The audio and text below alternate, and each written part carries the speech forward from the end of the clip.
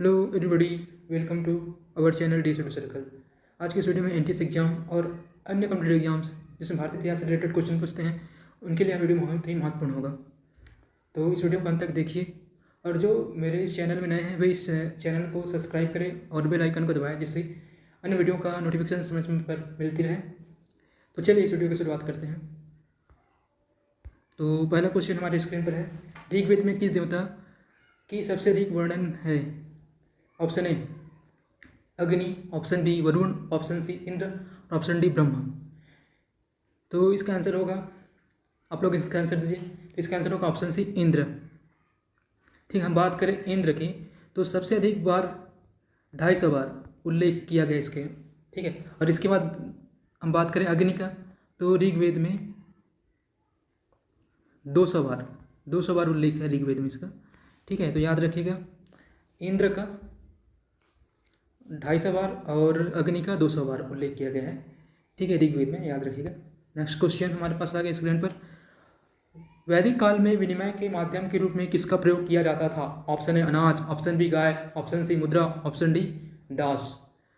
तो इसका आंसर दीजिए आप लोग कमेंट बॉक्स पर। तो इसका आंसर आएगा ऑप्शन बी गाय।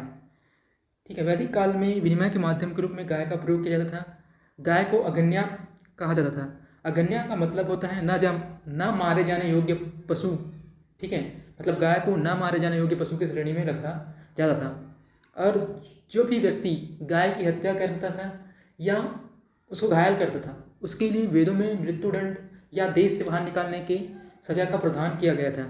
ठीक है, तो याद रखिएगा इस क्वेश्चन ये सारी बातें और इस क्वेश्चन के आंसर को। ठीक है, अगला क्वेश्चन देखते हैं। हमारे स्क्रीन पर अगला क्वेश्चन आ गया,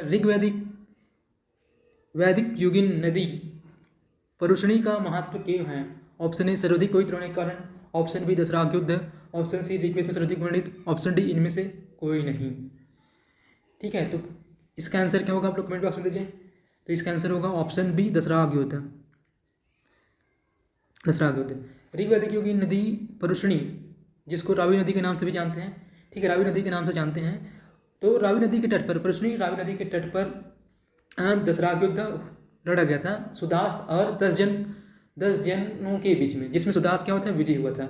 इसका वर्णन ऋग्वेद के 7वें मंडल में है। ठीक है, याद रखिएगा ऋग्वेद के 7वें मंडल में दशराग युद्ध का वर्णन है, जिसमें सुदास और 10 जन कबीलों के बीच यह युद्ध परुषणी रावी नदी के तट पर लड़ा गया था, जिसमें सुदास विजय हुए थे।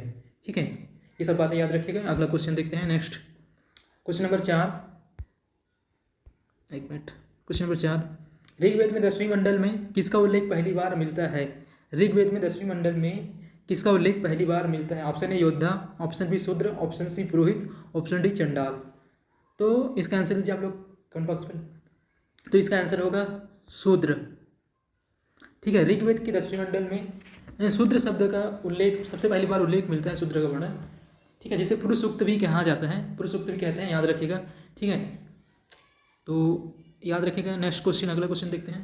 क्वेश्चन नंबर 5, आर्य शब्द का शाब्दिक अर्थ है? ऑप्शन ए वीर या योद्धा, ऑप्शन बी विद्वान, ऑप्शन सी श्रेष्ठ कुलीन, ऑप्शन डी यज्ञकर्ता। तो इसका आंसर दीजिए।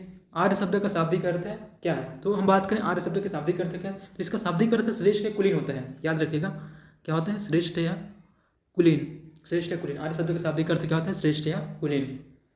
ठीक है, याद कर लीजिए इस क्वेश्चन को। नेक्स्ट क्वेश्चन, वेदांत किसे कहा गया है? ऑप्शन ए वेदों को, ऑप्शन बी अरण्यकों को, ऑप्शन सी उपनिषदों को और ऑप्शन डी ब्राह्मण ग्रंथों को। तो आंसर दीजिए इसका। तो इसका आंसर होगा ऑप्शन सी उपनिषदों को। वेदांत किसको कहा गया है? उपनिषदों को वेदांत कहा गया है। उपनिषद का मतलब होता है समीप बैठना, समीप बैठना। ठीक है, याद रखिएगा। क्वेश्चन नंबर 7, ऋग्वेद में उल्लिखित 25 नदियों में सबसे महत्वपूर्ण नदी कौन सी थी? Option A Ganga, option B Sindhu, option C Saraswati और ऑप्शन डी यमुना। ठीक है, तो ऋग्वेद में उल्लेखित किया गया है 25 नदियों को।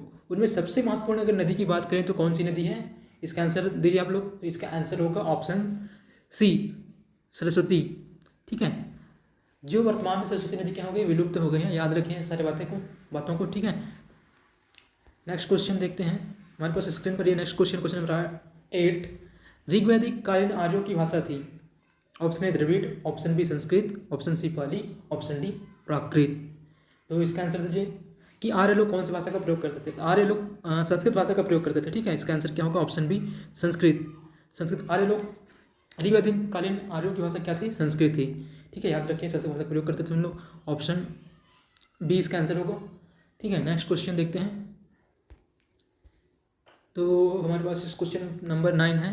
किस वेद की रचना गद्य और पद्य दोनों में की गई है। Option A Rigveda, option B Yajurveda, option C Samaveda, option D Atharvaveda. तो इसका आंसर दीजिए, गद्य और पद्य में दोनों में कौन सा वेद की रचना किया गया है। तो इसका आंसर रहेगा ऑप्शन बी यजुर्वेद, ठीक है।